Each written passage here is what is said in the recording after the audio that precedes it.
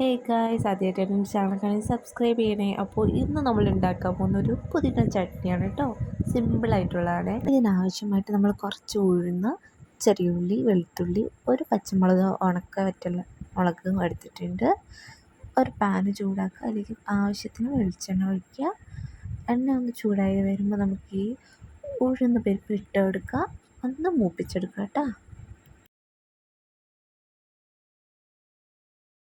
ഉഴുന്ന് മൂത്തതിന് ശേഷം നമുക്ക് അതിലേക്ക് ചെറിയ ഉള്ളിയും വെളുത്തുള്ളിയും അതുപോലെ തന്നെ പച്ചമുളകും കൂടി ഇട്ട് കൊടുത്ത് നന്നായിട്ട് ഒന്ന് ചൂടാക്കി എടുക്കാം.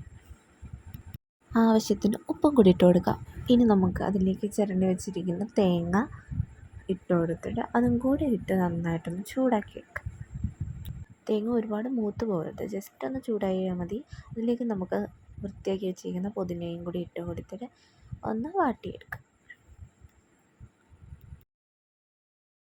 അപ്പോൾ ഇതുപോലെ വാട്ടി ഈ ഒരു പാകമാകുമ്പോൾ നമുക്കതിലേക്ക് ഒരു 2 സ്പൂൺ വെള്ളം കൂടി ഒന്ന് ഒഴിച്ചു കൊടുത്തിട്ട് ഒന്നുകൂടി ഒന്ന് മിക്സ് ചെയ്തെടുക്കാം. ഓക്കെ, ഇനി അത് വേറൊരു പാത്രത്തിലേക്ക് ആക്കിയതിന് ശേഷം നമുക്ക് ചൂടാറാൻ വെക്കാം.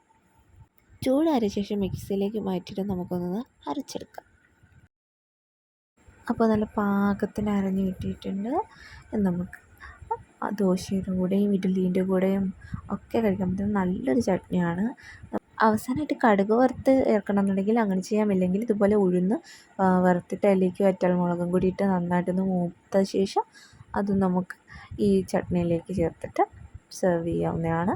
അപ്പോൾ ഇത്രയും സിമ്പിളായിട്ടുള്ള അതുപോലെ ടേസ്റ്റി ആയിട്ടുള്ള ഒരു ഡിഷ് ആണിത്. നിങ്ങളെല്ലാവരും ജസ്റ്റ് ഒന്ന് ട്രൈ ചെയ്ത് നോക്കുക.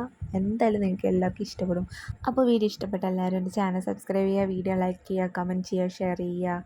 അപ്പോൾ മറ്റൊരു വീഡിയോ ആയിട്ട് വീണ്ടും കാണുന്നവരേക്കും ടാറ്റാ.